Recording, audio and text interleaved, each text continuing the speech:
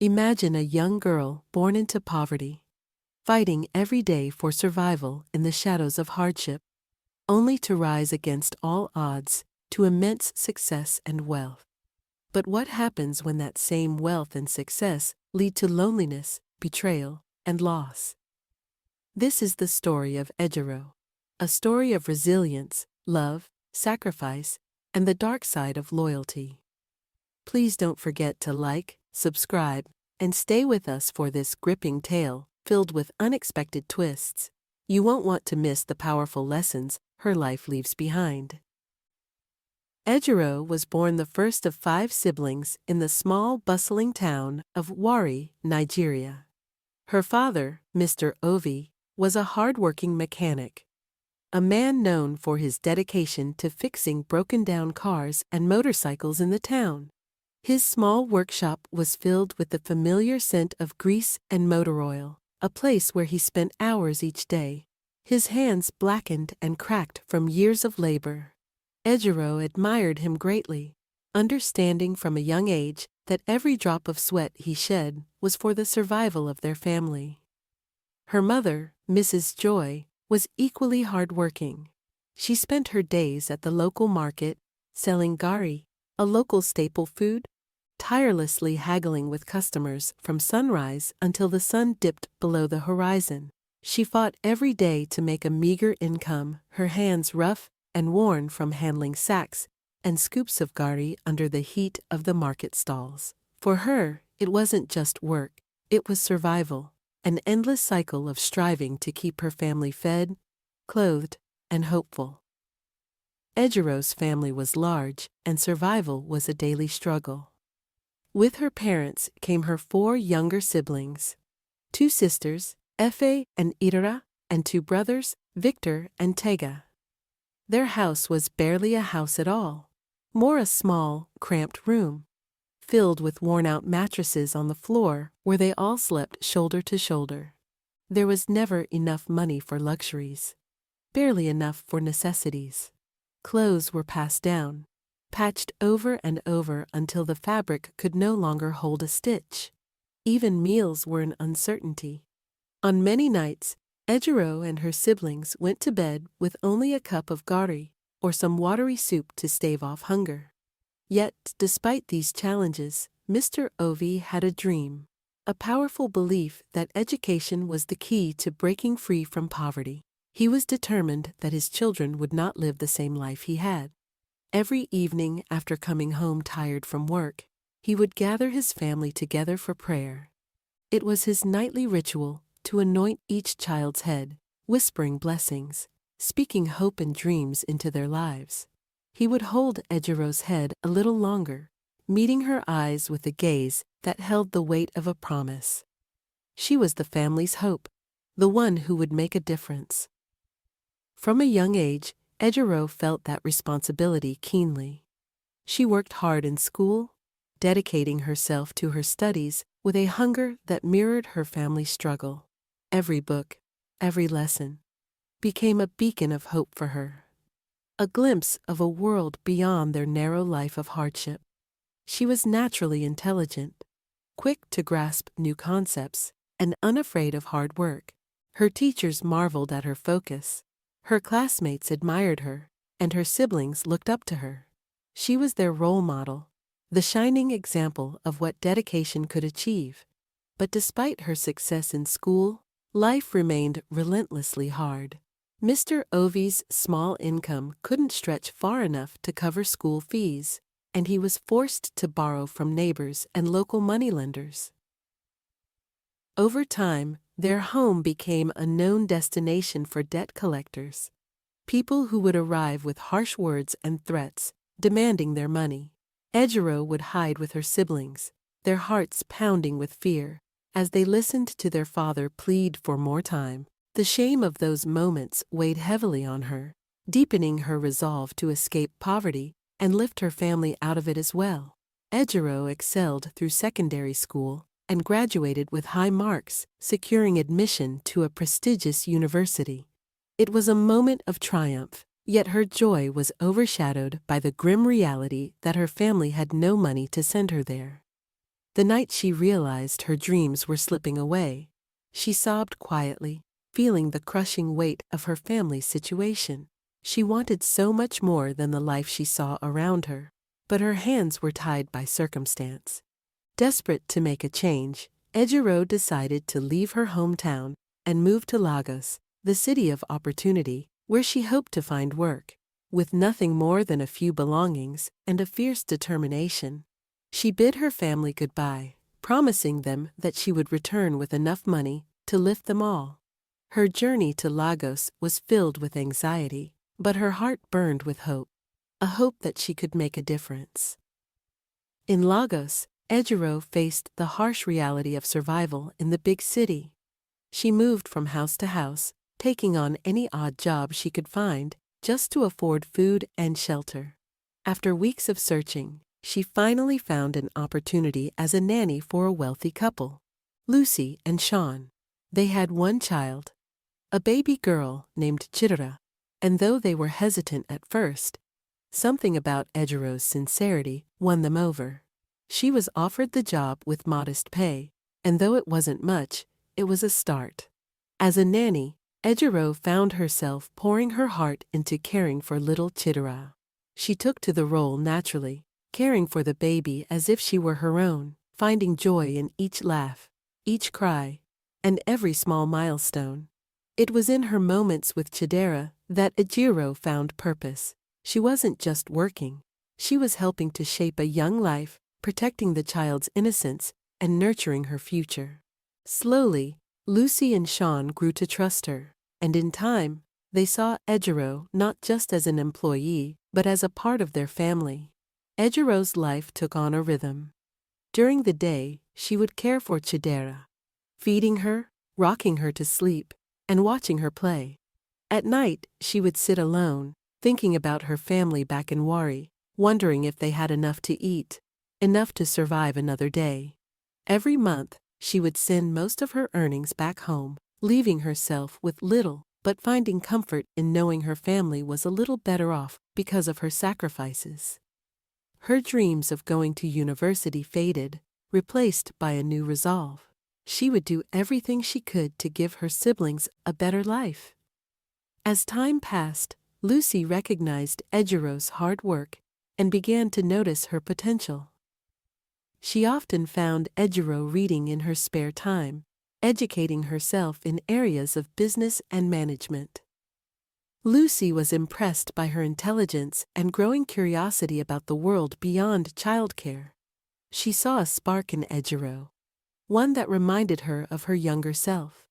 So, when her clothing business began to grow, Lucy offered Ejiro a position in her store as a sales assistant.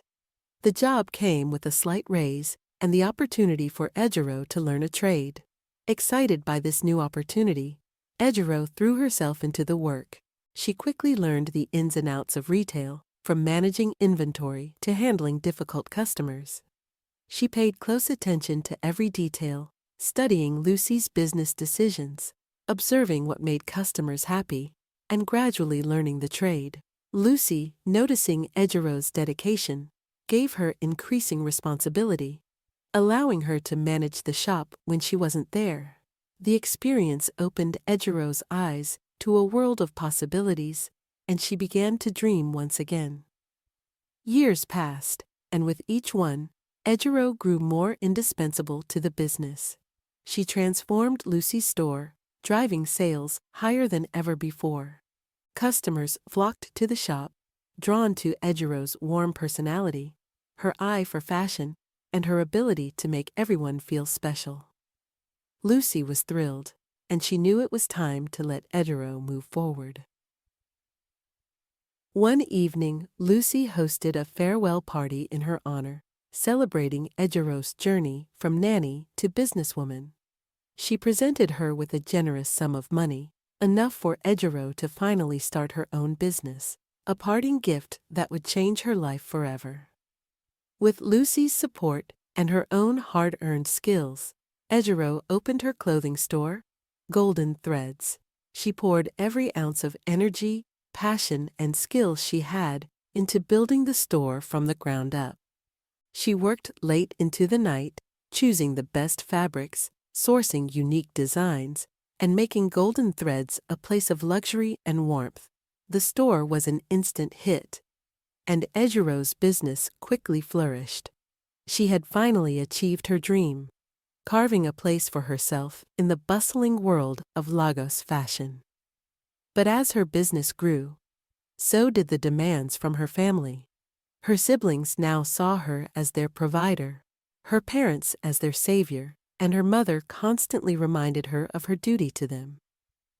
Ejiro sent money regularly, paying for her siblings' education, medical expenses, and even supporting her younger sister Efe, who had become pregnant unexpectedly.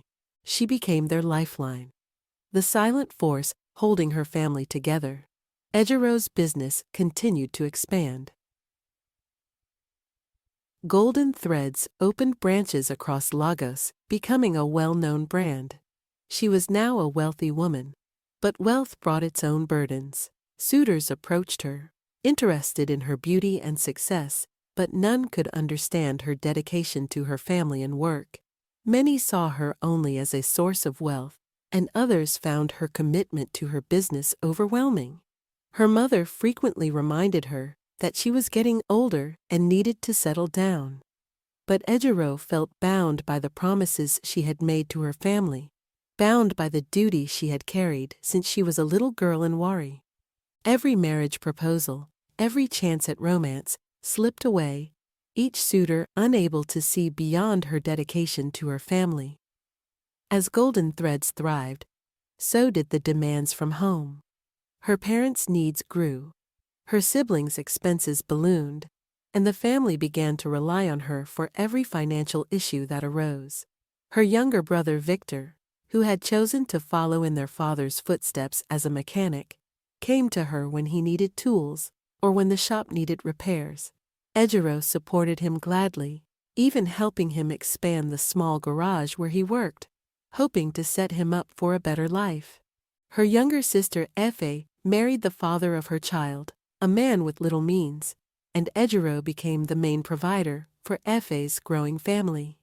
She paid their rent, bought food, and even covered hospital bills when their first child was born. With every demand, her family's expectations grew, until Ejiro's wealth felt more like a burden than a blessing.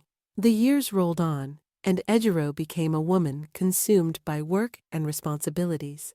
She was rarely at home, spending long hours managing her stores, overseeing expansions, and ensuring that her family back in Wari never wanted for anything. Her dreams of a personal life, a family of her own, and the university education she had once yearned for seemed like distant memories. Her health started to show signs of strain, persistent headaches, sharp pains in her back, and overwhelming fatigue, but she brushed them off, convinced she was too busy to slow down. One fateful night, as Ejiro sat in her office going over financial reports, she felt a sudden, excruciating pain in her side. She tried to ignore it, chalking it up to stress, but the pain only intensified, until it became unbearable. She doubled over, clutching her side, gasping for breath. In a moment of desperation, she managed to call for help before collapsing to the floor. Ejiro was rushed to the hospital, where doctors revealed the severity of her condition. She was suffering from kidney failure, a result of years of untreated stress and exhaustion. She had pushed her body to the brink, neglecting her own health in her endless pursuit of providing for her family and keeping her business afloat. The doctors informed her that she would need a kidney transplant to survive and would have to undergo regular treatment and rest if she wanted to recover. The news devastated her. Ejiro had spent her entire life working, sacrificing, and pushing herself to the limit for the sake of her family, and now her own body was betraying her. But even in the face of this grim reality, she held on to hope. She had given everything for her family, and now, in her time of need, she believed they would come to her aid. Desperately, Ejiro reached out to her siblings. She called her sister Efe first, explaining the gravity of her situation. her voice heavy with both fear and hope. But Efe hesitated. She said she had children to look after, responsibilities that she couldn't ignore. Ejiro's heart sank as Efe's words cut through her like a knife. She reached out to her brother Victor next, hoping that he might be willing to help. Victor, however, expressed his concerns about the risks, telling her he was afraid to undergo such a procedure. One by one, she called her siblings, but each response was met with excuses and hesitations. Some of her siblings didn't even respond at all. Days passed, and as Ejiro lay alone in her hospital bed, the truth of her situation sank in. The very people she had sacrificed her life for, who had depended on her for everything, had abandoned her in her hour of need. She had given everything, her health, her dreams, her happiness, to ensure that they never went without. And now, when she needed them most, they were nowhere to be found. Her days in the hospital became a blur of treatments, silence, and despair. The doctors tried to comfort her, promising to find a donor, but her hope had withered. She lay in the sterile room, the beeping of machines her only company, her mind haunted by memories of her life. She thought of her father's prayers, her mother's struggles, the nights spent hungry and scared in Wari, and the countless sacrifices she had made along the way. She had lived her life for her family, and in the end, it seemed she had lost everything. Her health continued to decline as the search for a donor dragged on. The doctors did all they could to keep her stable, but Ejiro's body was weary, her spirit broken. She felt the weight of every sacrifice she had made, every dream she had let slip away, pressing down on her heart. She had built a life of wealth and success, but it felt empty, hollow, a legacy without love or fulfillment. One morning, after a long night of pain and solitude, Ejiro passed away quietly in her hospital bed. Her life slipped away with the rising sun, a life marked by resilience, love, and sacrifice, yet overshadowed by betrayal and abandonment. She left behind a thriving business empire, her wealth, and her possessions, yet she had died alone, a woman whose loyalty and selflessness had ultimately cost her everything. Her family, now without their provider, gathered for her funeral, mourning not only her passing, but the end of the support she had given them.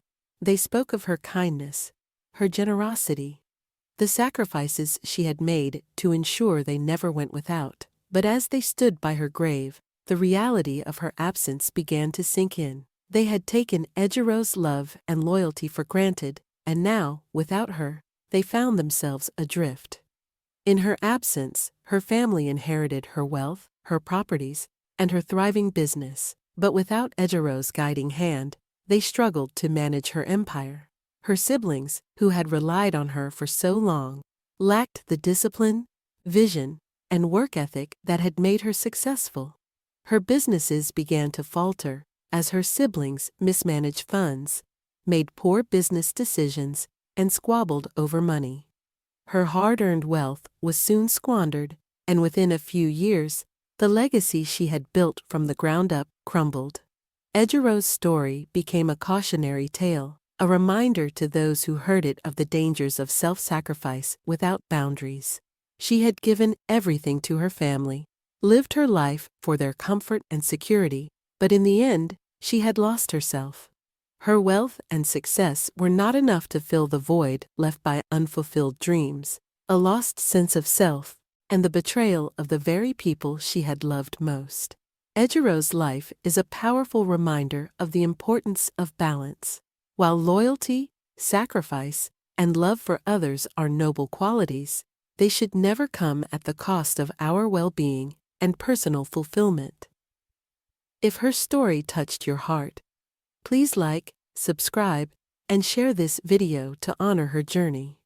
Remember, true success isn't measured by wealth alone, but by the love and relationships that stand the test of time.